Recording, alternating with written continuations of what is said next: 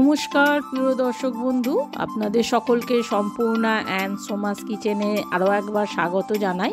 তা আজকে আমি অনুষ্ঠান বাড়িতে এঁচোড় চিংড়ি কীভাবে এত টেস্টি হয় সেই সিক্রেট মশলা সমেত এঁচোড় চিংড়ির রেসিপিটি আপনাদের কাছে তুলে ধরব। তো তার জন্য এখানে আমি 100 গ্রাম এঁচোড় টুকরো করে নিয়েছি। 2-3টে বড় আলু কেটে এইভাবে টুকরো করে নিয়েছি। 2টো বড় সাইজের পেঁয়াজ কুচো করে নিয়েছি আর 2টো টমেটো কুচো করে নিয়েছি। এখানে 1 চামচ হলুদ, 1 চামচ লঙ্কা গুঁড়ো, 2 চামচ আদা বাটা, 2 চামচ রসুন বাটা। এবার সেই সিক্রেট মশলাটা হলো 1 চামচ গোটা জিরে, 1 চামচ ধনে, 2টো শুকনো লঙ্কা, 4-5টা এলাচ, 2টো দারচিনি আর 10-12টা সাদা আর কালো গোলমরিচ, যেগুলোকে হালকা ভেজে আমাদের গুঁড়ো করে নিতে হবে মশলাগুলোকে।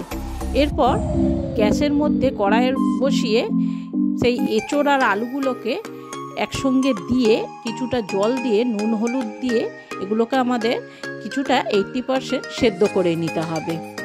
এটা এদিকে সেদ্ধ করতে বসিয়ে এইদিকে আমি 200 গ্রামের মতো চিংড়ি মাছ নিয়ে নিয়েছি, ছাড়িয়ে ধুয়ে নিয়েছি ভালো করে। এরপর এর মধ্যে নুন হলুদ মাখিয়ে চিংড়ি মাছগুলোকে আমাদের কিছুক্ষণ রেখে দিতে হবে। তারপর গ্যাসে কড়াই বসিয়ে সেই গোটা মশলাগুলো এতে দিয়ে দেবো, দিয়ে সামান্য একটু নাড়াচাড়া করে হালকা ভেজে নিয়ে এগুলোকে আমাদের গুঁড়ো করে নিতে হবে মিক্সিতে। এদিকে ফের গ্যাসে কড়াই বসিয়ে কিছুটা সর্ষের তেল এর মধ্যে দিয়ে দিলাম, দিয়ে এবার এই চিংড়ি মাছগুলোকে আমাদের ভেজে নিতে হবে। চিংড়ি মাছগুলোকে খুব বেশি লাল করে ভাজতে হবে না, হালকা ভেজে আমরা এইভাবে হালকা ভেজে আমরা এবার চিংড়ি মাছগুলোকে তুলে নেব। চিংড়ি মাছগুলো তোলা হয়ে গেলে ওই তেলের মধ্যেই আরও কিছুটা তেল মিশিয়ে দিলাম, দিয়ে এবার শুকনো লঙ্কা, তেজপাতা, গোটা জিরে আর গোটা গরম মশলা ফোড়ন দিয়ে সেই কুচো করে রাখা পেঁয়াজগুলো এর মধ্যে আমি দিয়ে দেব। পেঁয়াজগুলো দিয়ে এবার পেঁয়াজগুলোকে অনবরত আমাদের ভাজতে হবে। কিছুক্ষণ নাড়াচাড়া করে এতে আমি 1 চামচ নুন দিয়ে দেবো, যাতে পেঁয়াজগুলো খুব সহজেই নরম হয়ে তাড়াতাড়ি ভাজা হয়ে যায়। এরপর পেঁয়াজগুলো যখন এরকম লাল হয়ে ভাজা হয়ে যাবে তখনই এখানে আমি সেই টুকরো করে রাখা টমেটোটা দিয়ে দেব। টমেটো আর পেঁয়াজ একসঙ্গে এইভাবে আমাদের কিছুক্ষণ ভাজতে হবে। যেই টমেটোটা এরকম নরম হয়ে যাবে তখনই এখানে আমি কিছুটা জল দিয়ে দেব, দিয়ে আর সেই আদা রসুন বাটা আর হলুদ লঙ্কা গুঁড়োর পেস্টটা এর মধ্যে দিয়ে দেব। দিয়ে এবার ভালোভাবে মশলার সঙ্গে আমাদের এগুলোকে কষাতে হবে।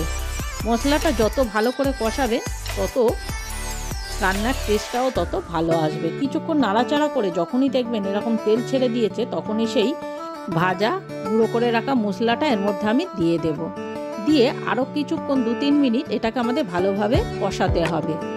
যখন কষাতে কষাতে দেখবেন আরও কিছুটা এরকম তেল ছেড়ে দিয়েছে তখনই এর মধ্যে আমি 1 চামচ চিনি দিয়ে দেবো, দিয়ে আবার সামান্য একটু নাড়াচাড়া করে সেই সেদ্ধ করে রাখা এঁচোড় আর আলুটা এখন আমি এর মধ্যে দিয়ে দেব। এবার এগুলোকে মশলার সঙ্গে ভালোভাবে মিশিয়ে নিয়ে আরও 2-3 মিনিট ভালো করে মশলাটাকে কষাতে হবে। মশলাটা যেই এবার এইগুলোকে একসঙ্গে সমস্ত কিছু কষানো হয়ে যাবে তখনই এখানে আমি পরিমাণ মতো জল দিয়ে দেব। পরিমাণ মতো জল দিয়ে একটু নাড়াচাড়া করে সমস্ত কিছু একসঙ্গে মিশিয়ে নিয়ে এটাকে আমি 10-15 মিনিটের মতো চাপা দিয়ে দেব। 10-15 মিনিট পর ঢাকা খুলে এই সময় সেই ভেজে রাখা চিংড়ি মাছগুলো এতে আমি দিয়ে দেব, দিয়ে ভালোভাবে মিশিয়ে আবার আমাকে 5-10 মিনিটের মতো এটাকে চাপা দিয়ে দিতে হবে। তো বন্ধুরা, আপনাদের যদি আমার এই রান্নাটি ভালো লেগে থাকে তাহলে অবশ্যই আমার চ্যানেলটি সাবস্ক্রাইব করে একটা লাইক দিয়ে আমার পাশে থাকবেন, আর অবশ্যই আমাকে কমেন্ট করে জানাবেন আমার এই রান্নাটি আপনাদের কেমন লেগেছে। তো এই সময় দেখতেই পাচ্ছেন জল অনেকটাই শুকিয়ে এসেছে। এই সময় আমি কিছুটা গরম মশলা এর মধ্যে অ্যাড করে দেবো, দিয়ে এবার ভালোভাবে একটু নাড়াচাড়া করে আমি এবারে গ্যাসটাকে অফ করে দেবো, কারণ এটা ঠান্ডা হলে অনেকটাই ফের বসে ঘন হয়ে যাবে। এই সময় আমি গ্যাসটাকে অফ করে দেব। তাহলে দেখতেই পেলেন কত সহজে আমি অনুষ্ঠান বাড়ির মতো এঁচোড় চিংড়ি বাড়িতেই বানিয়ে ফেললাম। তা আপনারাও আমার এই রেসিপিটি দেখে অবশ্যই বাড়িতে এঁচোড় চিংড়ি বানিয়ে ফেলুন, আর কেমন হয়েছে সেটা অবশ্যই আমাকে কমেন্ট করে জানান।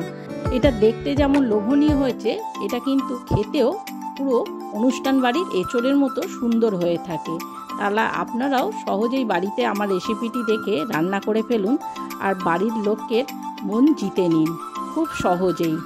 তাহলে ঝটপট বানিয়ে ফেলুন আপনারাও বাড়িতে এঁচোড় চিংড়ি। আর আমাকে অবশ্যই জানাতে ভুলবেন না আপনাদের রান্নাটি কেমন লেগেছে।